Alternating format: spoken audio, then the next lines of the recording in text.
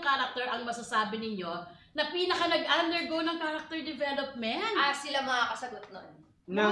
Ng character development from, kunyari, from episode 1. Yes, so hanggang matatapos na.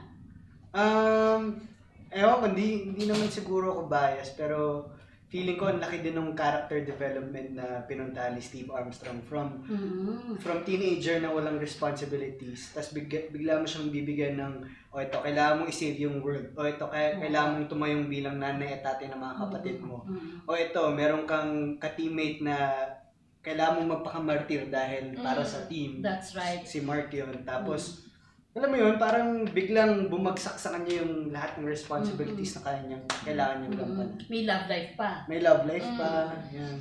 Tapos may mga kung ano-ano.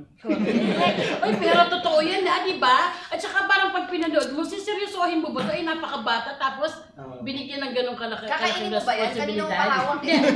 Susubuhan ko si Matt mamaya. Para hindi halatang ako lang nakaubos. Guys, sino pa yung pwedeng sumagot? Actually, bago pa sabihin ni Miguel yung answer niya, sagot ko din si Steve Armstrong talaga. Pareho kayo.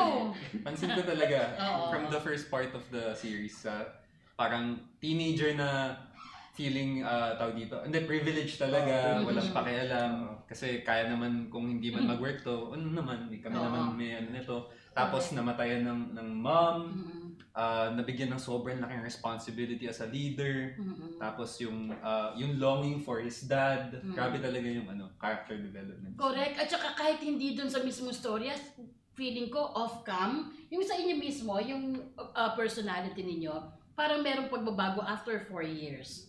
Definitely. Diba? Certainly. No, certainly. Certainly. Yes, certainly. Isn't it, Matt? Yes, of course.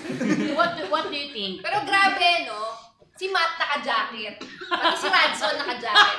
Pero tingnan mo walang bahid ng pawis. Ewan ko ba dito kay May? Walang jacket, naka-skirt pa, pawis na pawis. Kasi ako kaya sasagot lang naman kayo Halata ko ba?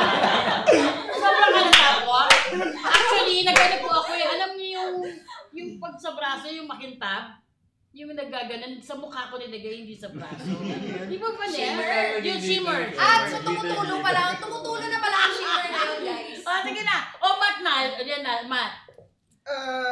Ako nag-agree din ako dun sa kay Steve Armstrong. Kasi kung mapapanood mo yung buong series, nung nakita namin yung papa namin, dun lang siya bumuhos ng luha. Oh my God. Talagang lahat kinimkim niya lang sa sarili niya yun. Pero nung nakita niya na yung tatay, parang bumalik lahat ng mga pinagdaanan at nabuhos niya lahat dun. Actually, dalawa lang yung eksena na magulgol si Steve. Una namatay yung nanay, pangalawa yung nakita yung nanay.